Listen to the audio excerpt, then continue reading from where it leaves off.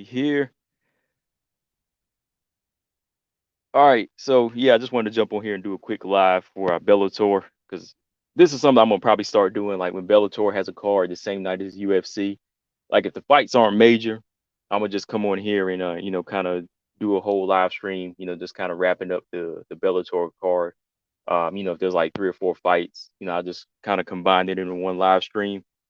And in the future though, if it's like major fights, I might just drop a quick, video on each of them. But like this past Saturday, it was pretty much just a light card when it came to WMMA for Bellator. So I said, let me go back and check these fights out on YouTube because they were on the prelims for Bellator's YouTube channel. And yeah, I had to check out Sumiko Inaba. They've been hyping her up. She came in at 2-0. So I had to see what she was about. Their flyweight division, they got a lot of young undefeated fighters. The jury's still out for a lot of them. They're still coming up. They're not great or they're not really like big threats because a lot of the fighters that Bellator have, they're kind of in that Invictus stage, no lie. So there was like 2 fights. What was there? Maria Henderson, what's his name? Benson Henderson's wife. She took on Colette Santiago in a in an amateur fight. This was crazy, man. They had an amateur fight. Did they usually do this? Like I never noticed this before. Like I never seen them put on amateur fights on a major card like this, even on the prelims. Maybe that's just me. I think Invictus done it maybe once or twice. But yeah, man. Maria Henderson, she went in there, got a quick submission win, 45 seconds. She got it done. I mean, right off the jump, Santiago, she was trying to jab her way in. Looked like she scored a good shot and a little like sweep kick and dropped Henderson, but Henderson, she got back up.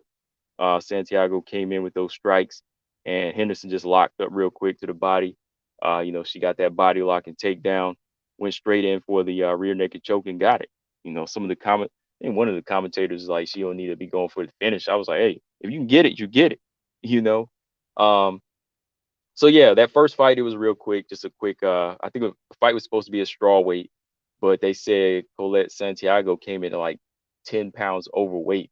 I mean, basically it was a flyweight fight. When it came down to it, I think Santiago weighed in 126, and Henderson came in at like 124. So you might as well say it was a flyweight fight. They should have just did flyweight. If they knew they weren't going to make weight, it was an amateur fight. They should have just did flyweight. Um, so jump into the flyweight fight.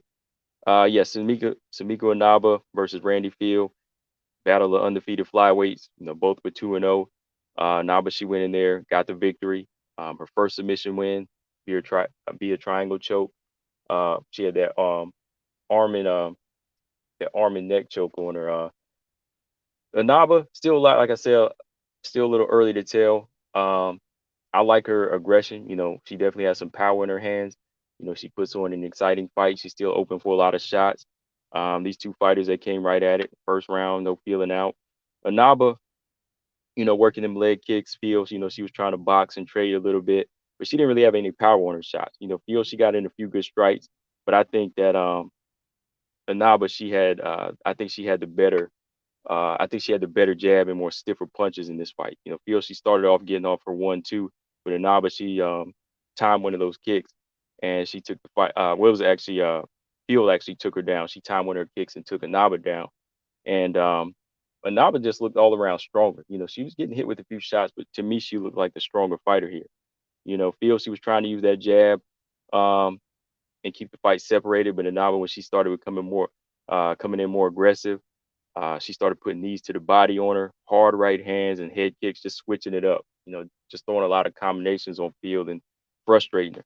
And she rocked her a little bit, with those combinations. But the big shot came in like the last like 15 seconds. Um, Inaba just landed a clean right hand and buckled Field, nearly put her down. So I was like, okay, knockout's about to come. Knockout's about to come. The next round, Fields, she started off with those combinations, but Inaba, like I said, one jab, her one stiff jab that she just be throwing down the pipe seems to do the damage. Field, uh, just just overall to me was outgunned. You know, again, like Inaba wasn't doing anything like spectacular, but she was busy. She was keeping it on. She was keeping it on Field. and she was able to backfield up into that clinch, get a takedown, transition that side control, and nice transition too. You know, she went from side control past that guard and secured the head and arm triangle choke and got the submission. So I was impressed. I was impressed with the groundwork more so. I mean, I like her striking, but still needs a little bit more work to it. She still needs to polish it up. But overall, I think that her ground game was looking impressive for a fighter that was 2-0. You know, so yeah, good win for Inaba. 3-0. She's showing some hardness to her and some grit and some nice skills on the ground. Like I said, transitions were smooth. Maybe kind of work on her defense a little bit. You know, a little bit more on the feet. You know, she packs power. So I think, you know, if she adds more technique to her style, um, she could be a threat. You know, she could be. You know, she's only 3-0. I'm just saying. So who's next for her? I don't know. What's her name? Diana Asaragova. You know, that would be a good fight. I know Asaragova, she's like number 10, but she's only 4-0. You know, so that's another battle of undefeated. So if Inaba wants to get into the top 10 for what Bellator's flyweight division is, you know, she could take her on. I mean, the skill level is not too different. I mean, everybody just knows that Saragova, you know, on this side, but Inaba, she seems to be getting the hype as well. So that would be a good fight. You know, that would be a good fight. What's crazy is like the flyweight division for Bellator, there's like a big skill gap to me. I don't know if that's just me, because you know there's top 10 mixed with fighters like Alima Lay McFarland, who is a former champion. Then you got, you know, the kickboxing champion and Denise Killholtz. You know, got a UFC veteran and just overall veteran in the game like Kate Jackson. And then right next to him, you have fighters like Valerie Laredo, Asaragova, who's 4-0, and like right next to her is a, you know, a solid veteran in Vanessa Porto. So there's like a big skill gap there. Like, can Absar go and take on somebody like Vanessa Porto and win? I don't think so.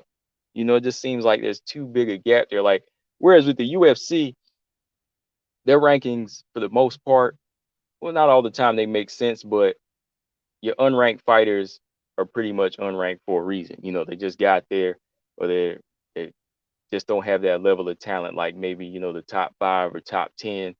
Um, it just seems like they need more flyweights in Bellator's division. I don't know if that's just me, because I can pull up the ranking right now and just look at it. Hold on, let's see, Bellator flyweight rankings. Let's see, Bellator's flyweight rankings. It just seems like there's a big gap there, man. Just me. Let's see, women's flyweight division. Yeah, because see, you got Afsaragova, Goba, who's number 10. She's 4-0. Then you jump right up to somebody who's 23-9 and Vanessa Porto. And then above her, of course, is Deanna Bennett, then Alejandra Lara, Vita Arteaga. And from there, yeah, you kind of got it polished out. Okay, those are your top, you know, your top 5 is pretty much your top 5. Kate Jackson, Kana Watanabe, Keel Holtz, Carmouche, and Alima Lay. Then you got your champion. But there was a point when you had Valerie Laredo in the rankings, but she lost her last fight that knocked her out. And then you have Avsaragova, who's number 10. But is she really a number 10? You know, is she like, do you see her taking on and beating a Deanna Bennett for the number 8 spot, or even, like I said, a Porto or a Laura? You know, so maybe they just need to bring in some more veterans. You know, if they can. Karina Rodriguez don't seem like the UFC is going to sign her. Maybe they could sign her. That would make more sense. I don't know. Marcus Bell, he said Maria Henderson went out there and proved she wasn't just Ben Henderson's husband. Right. Ben Henderson's wife. Yeah, right. Right. For amateur fight, I mean, yeah, she wanted to make a statement. She's trying to get signed for real. But yeah, that's pretty much all I got. Like I said, I just want to come through. I had a little bit of time here and just go ahead and get these fights out of the way. If I don't, like I said, I'm gonna jump on tonight, but I ain't gonna spend too much time talking about Bellator's card because, like I said, it wasn't like a major thing. Um, you know, whenever they have big fights, you know, we'll definitely talk about them at night. But I wanted to just give a little coverage to Samiko Inaba and, you know, the up and coming fighters here with Bellator. But I think overall, like the Bellator card, everybody's been saying it was a little bit better, like than the UFC card. I've heard some people say that, or it's pretty much worth the watch. Like I watched the prelims, but I didn't get a chance to watch the main card. I didn't watch the main card though.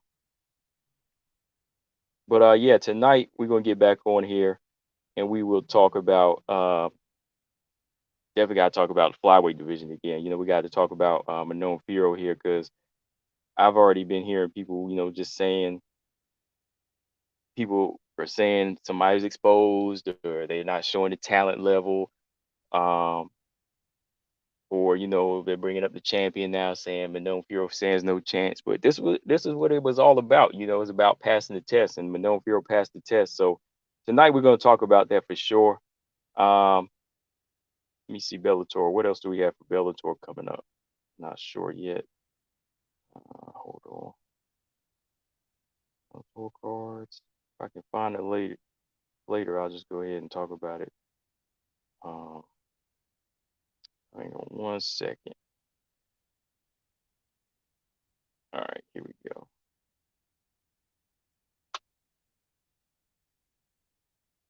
Yeah, this thing's taking a while to pull up. But yeah, shout out to Samiko Inaba. Got the job done. Second round submission.